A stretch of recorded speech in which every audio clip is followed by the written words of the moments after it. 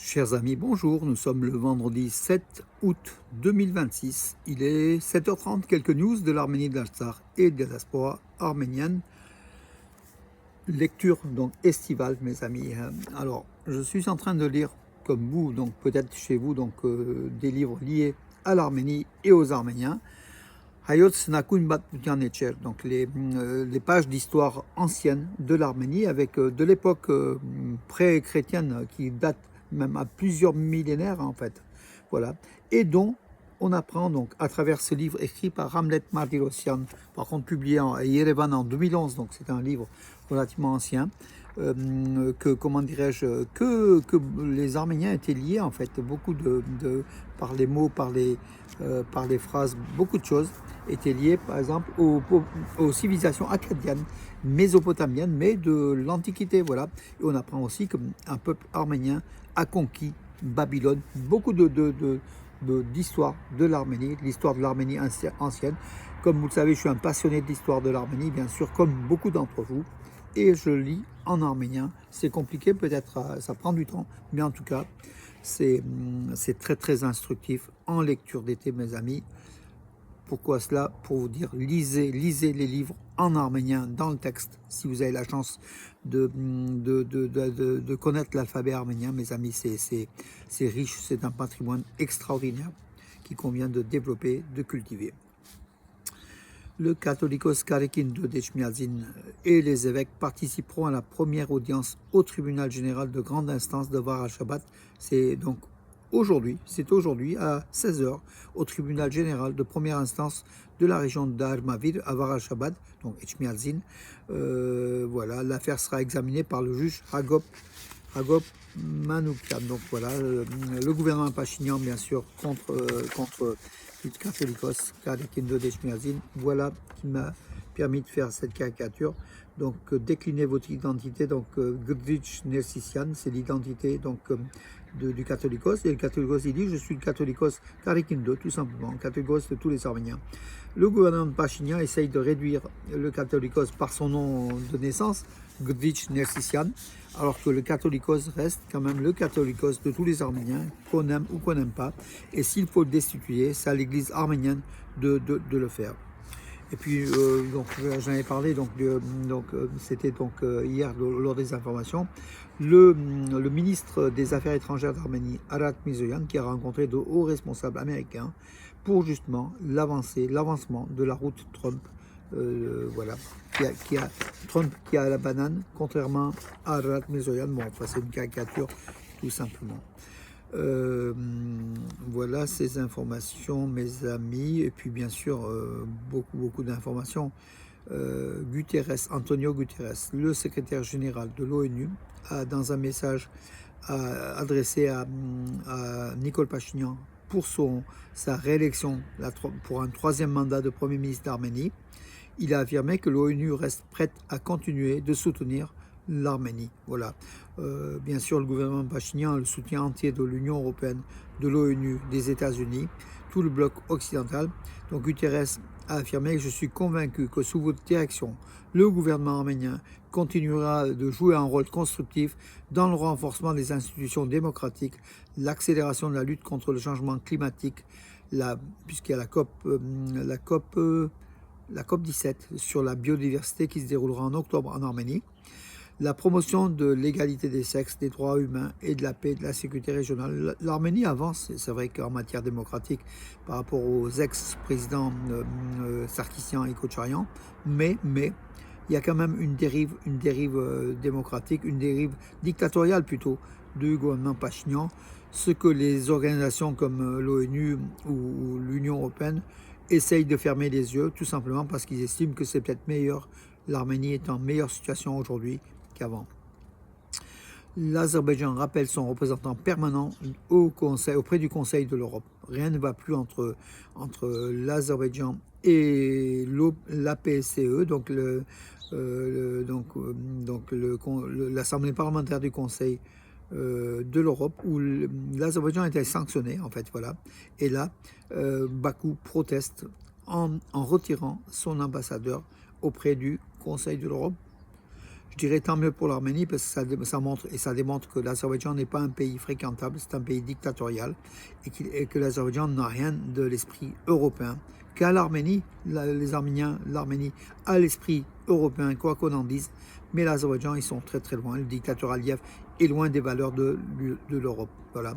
Qui se retire du Conseil de l'Europe, mes amis, ça ne fera pas de mal, au contraire, ça fera du bien aux autres États européens qui se rendront compte une nouvelle fois, ils savent, hein, ça démontrera une nouvelle fois que l'Azerbaïdjan n'est pas un pays très fréquentable, même si l'Azerbaïdjan fournit de l'énergie partiellement à l'Europe en matière de gaz.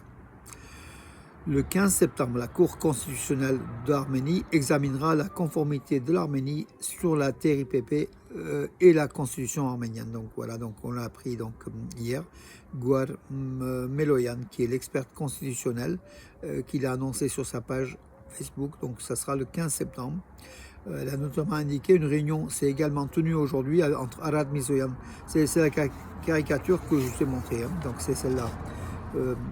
Donc une réunion entre Arad Mizoyan et des représentants américains et l'envoyé spécial américain pour les missions de paix, Harry Livingstone. Il y avait aussi Konstantin Sokolov, président du Fonds des entreprises transcaspiennes, et selon certaines rumeurs, véritable bénéficiaire des plus grandes entreprises arméniennes, y ont également assisté à cette réunion. Donc en fait le 15 septembre, la constitution, donc la Cour constitutionnelle en Arménie statuera sur le fait ou non si la route Trump est en accord avec la constitution de l'Arménie. Mais vous allez voir, l'Arménie va tout faire pour dire oui, bien sûr, parce que tout simplement il y a un désir politique devant, et quand il y a un désir politique, la constitution se plie. Les membres de la Cour constitutionnelle en Arménie, qui sont aux ordres, se plient au dictat, aussi le dictat de Pachinian, du gouvernement arménien. Je verrais mal de la Cour constitutionnelle en Arménie dire que non, la route Trump n'est pas bon, est anticonstitutionnelle par rapport à l'Arménie. Ça sera le limogeage dans ce cas-là de tous les membres de la Cour constitutionnelle, bien évidemment. Hein, voilà. Donc ils vont sans doute le 15 septembre affirmer que la TRIPP, la route Trump, est en osmose, est en conformité avec la constitution arménienne, même si ce n'est pas le cas en fait, puisqu'il y a un État extérieur qui vient s'insérer dans la République d'Arménie. L'État extérieur, ce sont les États-Unis. Christine Grigorian a été reconduite dans ses fonctions de directrice du service de renseignement extérieur d'Arménie, donc sans surprise. Elle a été donc par décision du Premier ministre arménien Nikol Pachinian.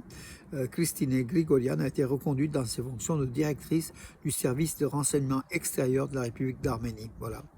La décision du Premier ministre arménien a été publiée sur le site internet du gouvernement arménien.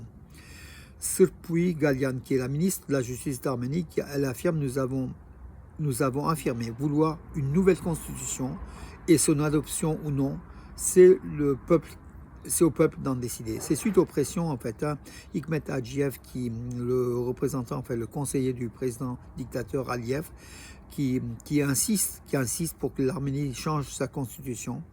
Et voilà, du côté de Pachinian, on se presse également pour dire qu'on n'écoute pas les déclarations de Hikmet Agiyev, mais on va changer la constitution de l'Arménie, comme on a promis dans la campagne électorale lors des législatives, avec la victoire de Nikol Pachinian. 23 nouveaux appartements à Spitak, ville ravagée par le séisme de 1988, hein, l'épicentre. 23 nouveaux appartements ont été attribués aux familles sans abri suite au séisme de décembre 88. 38 ans après le séisme, il y a encore des familles sans logement ou qui vivent dans des situations très précaires. Et voilà, donc construction de nouveaux immeubles et 23 nouveaux appartements attribués à ces familles qui ont souffert et qui ont eu leur logement détruit lors du séisme de décembre 88. 38 ans après, ils ont le droit au logement. C'est un peu, c'est compliqué, mais c'est l'Arménie. Hein. Voilà, il faut aussi avoir les moyens. L'Arménie n'avait pas les moyens de reconstruire 40% de la zone nord de l'Arménie qui a été dévastée par le séisme. L'Arménie a construit progressivement et voilà, on avance à petits pas, mais on avance. Bravo en tout cas pour ces 23 familles qui vont bénéficier de logements. En sport, mes amis, hier soir, donc les Arméniens ont pratiquement fait de Noah Yerevan vice-champion d'Arménie pas en Champions League, en Conference League, dans les qualifications troisième tour au match aller. Ils ont failli faire un exploit face à Sion, le club suisse. Ils menaient donc 1-0, puis 1-1, 2-1. Malheureusement, ils ont été rejoints à 2-2. Le match s'est terminé à 2-2. Donc le match retour, ça sera le 13 août à Sion, en Suisse. Ça sera compliqué pour l'équipe arménienne. Il faut un exploit, il faut, voilà, pour qu'elle se qualifie justement, après ce troisième tour, après le match retour, qu'elle se qualifie pour la Conference League dans les phases de poule. Voilà, donc Noah Yerevan donc, est tout proche de cela, mais il faut un exploit à Sion le 13 août. Voilà mes amis, les informations pour aujourd'hui. Et puis bien sûr, donc j'ai mis un petit post, hein, donc ce samedi 15 août à l'amicale des Arméniens de Romans, donc bénédiction du raisin, donc dans le parc de la salle Sévan, sur les bords de l'Isère, chemin des Bœufs. Ça sera à 11h30, notez-le, samedi 15 août, bénédiction du raisin, avec le nouveau père qui est en charge aujourd'hui de la communauté, donc de l'église arménienne Saint-Nicolas de Romans. Voilà. Sur ce, bonne journée et à demain mes amis. À demain.